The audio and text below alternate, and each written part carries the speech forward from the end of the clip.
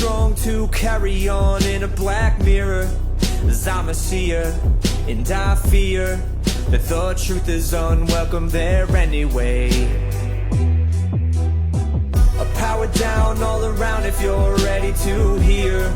It's so clear, you'll be freer. Step out of your cloud with me today, 'cause there's a world out there. The touch of dirt upon your feet and cool breeze of water in the stream. This place of grace is me believing. Here I am untouchable. You can tell them they can cancel me. Horizons painted with the glory of a realm so full of majesty. This place of grace is me believing. Here I am untouchable. You can tell the gamma's for me. Good morning, everybody, and welcome to another episode of My Father's Milk House, where I take biblical principles, break small chunks off of them, and share them in hopes that you would be encouraged and want to read more from your Father's Word and draw near to Him. Recently, I put a few videos out, and I had an inquiry on YouTube from a man who is struggling to understand how to identify himself with the Scriptures.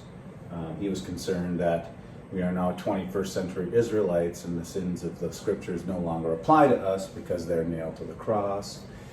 And he doesn't understand the concept that Yahweh gave us. Yahweh gave us marriage specifically to picture, it's a parable. Marriage is a parable of the relationship we can have with the Creator. Not, and our intimacy is different, obviously, than that intimacy, but it's a dedication and an obedience.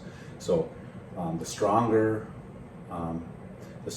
person or the Creator dedicates their love and protection and provision and loving kindness, grace, if you will, and then the weaker party dedicates their respect and admiration only because the love and the protection came first.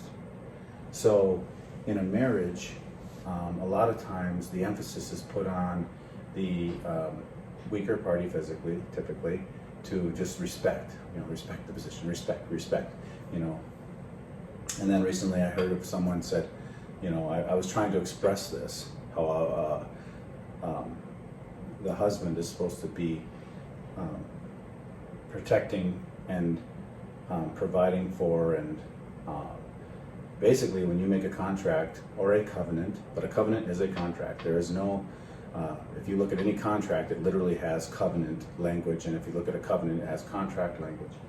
So when a husband takes on a wife, he makes a contract to protect, to provide for, and that can look differently these days, but the point is, regardless of how you're structuring your household financially or managerially, spiritually, the husband is going to be held accountable for protecting, providing for, and representing how the Yahweh figure would provide for a faithful follower of the Word.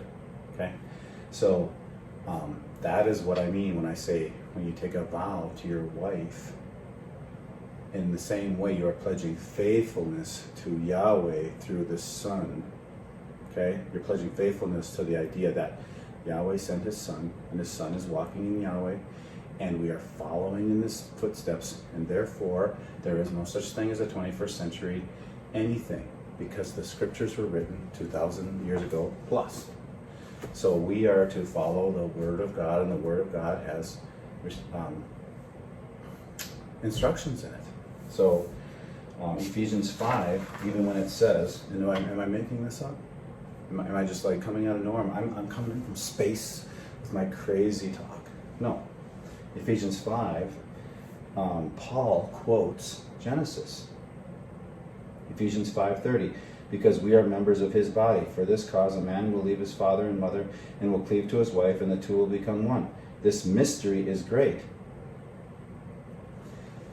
Paul calls it a mystery, but then in the very next sentence he says, but I am speaking with reference to the Anointed One and the assembly. However, let the individual among you be loving his own wife as himself, and the wife that she may respect her husband. he concludes that matter. But the bottom line is, this is not a new, there's nothing new under the sun. Yahweh made all the rules and all the options and everything else. He gave it to Adam and Eve. And then he put angelic messengers to help instruct and administer. Abel had the news. Methuselah had the news. Melchizedek, the Melchizedek priest of Shem, gave them, had the news. Abraham knew. Noah knew. Everybody knew what was clean and unclean. Everybody knew the stuff.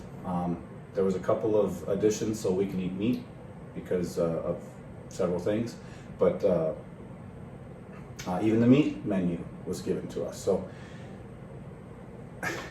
the marriage, a physical marriage, is a picture of a spiritual relationship. Yahweh promises to love and care for us first, and then we are able to love, respect, and fear Him with understanding. And even Hebrews 9:16 was brought up, and honestly, Hebrews is the last book any man or woman should read, because it has been completely destroyed by the Masoretes in the 9th century. The Masoretic text destroys the book of Hebrews.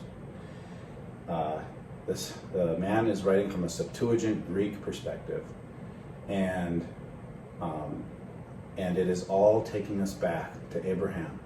So the whole purpose of Hebrews is to show a higher priesthood than the Levitical order. It's a Melchizedek priesthood. It goes back to Abraham. It shows Yeshua as the high priest. He's sitting at the right hand of God. He was the atonement. Before that, there was just a temporary covering. On their Day of Atonement, there's a day of covering. So don't read Hebrews unless you understand Genesis through Deuteronomy. And but yeah, I mean, we as people here, the 21st century, can walk by faithfulness. Okay, when you pledge faithfulness to Yeshua, it is the same thing as making a vow to your wife. You're pledging faithfulness to her. She's pledging faithfulness to you. You in the home are supposed to be the Yahweh character, and I know I have faults. I fall, and that thankfully I've got a high priest that intercedes for me, and my wife thankfully has a forgiving heart. That being said, from our perspective, Yeshua doesn't make mistakes. Yahweh doesn't make mistakes. Okay? And so that's kind of where I'm going with that. We can have a faithful walk with Yeshua. Read Ephesians 5, and instead of stopping at, this person obeys that person loves this, whatever, read all the way and just focus on the last 3 verses. You'll see that this is a picture of a greater truth. And then follow these links. In your Bibles, a lot of times it'll have little index marks. Follow them. There's a reason that it takes you back to the first mention, because that's the root of the whole point of the end of the book. The whole end of the book, the root of it is in the beginning of the book. So I pray you guys have a blessed day, and I'll talk to you next time. Here I am untouchable. You can tell the gamma's for me. I know, it's time to wake up. All right, I'll tell them.